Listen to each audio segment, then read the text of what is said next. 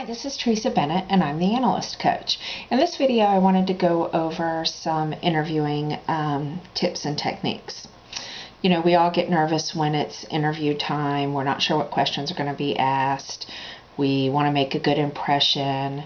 We really want to get the job. All of these things are, creating nervous energy, if you will. So the best thing that you can do to be a little less nervous in the interview is to be prepared for it. And one of the ways to be prepared for it is to think about what questions you may be asked in the interview and have answers readily available for those questions that will come up.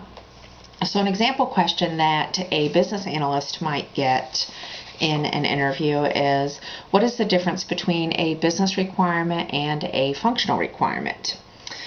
The answer to that would be business requirements are data and information needs, business processes and activities, and business rules. Functional requirements are things like data definitions, user interfaces, security requirements, performance standards, those types of things. You want to be natural when you're coming across with those. Don't feel like you've memorized it or are just reading off a list to them.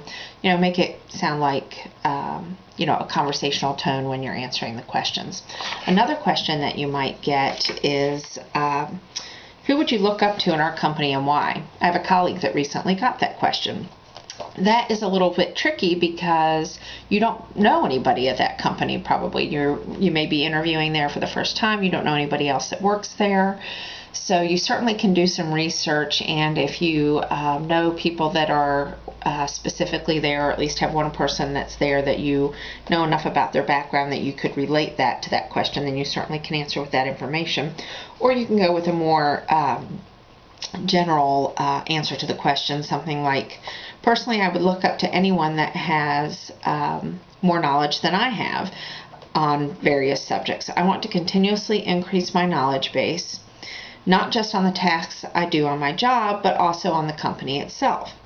I think it's important to listen to many different viewpoints. People take action and move in specific directions in their personal life and their careers based on the knowledge they have. The more knowledge I have, the better chance I have of going in the direction that is right for me and that will also benefit the company I work for. So when you answer in this general term, you're letting them know that you realize you don't know everything there is to know. Knowledge is important. You're willing to gain that knowledge from your coworkers, and you want to do not only what's right for you, but what's right for the company as well. So it's a great answer to that question in a general term. The other thing that you want to do that most people do not do at the end of the interview, as strange as it sounds, you need to ask for the job. At the end of the interview, sum up your strengths. Tell the interviewer that you're excited about the position and say, I would really like to contribute to this company. I'm hoping you select me. That lets them know that after you've gone through the interview process, you are in fact still interested in the job. The other thing that you want to do is keep your name in the game.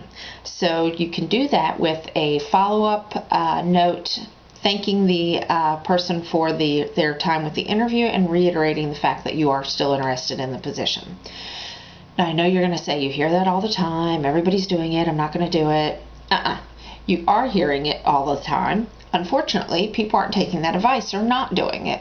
So if you do it, you'll be one of the few people that are in fact doing that, and you will keep your name in the game. So take that advice to heart. Follow up with the person. I would like to invite you to go to my website, www.theanalystcoach.com.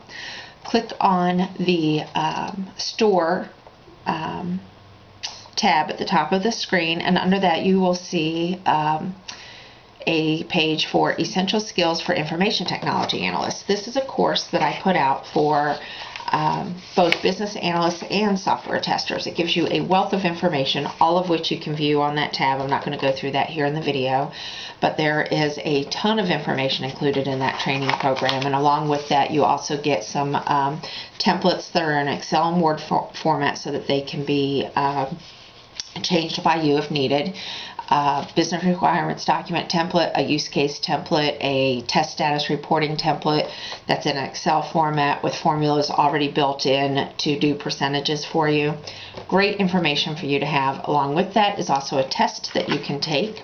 If you get at least an 80% passing score on the test after completing that program, you'll get a certificate certifying you as a certified information technology analyst. A special offer that I have just for my YouTube viewers, nobody else is getting this. If you could put in a coupon code YouTube 107, that's YOUTUBE 107, at the time that you purchase that program, I will also gift to you a 2.5-hour career coaching session with me. We could talk about your resume, things that need to be changed around, reworded, buzzwords that you need to have in there that will get recruiters' attention, interview questions that you'll get and the answers for those. We can go over all of that information. Anything else that you want to regarding your career, we can discuss in that session, and we can break it up into 2 separate sessions, or we can do the whole 2.5 hours in one session. It's completely up to you. But I would like to gift that to my YouTube viewers, anybody that sees my videos on YouTube and purchases the Essential Skills for Information Technology Analyst course will get that 2.5-hour free coaching session. Again, website is www.theanalystcoach.com. Thanks.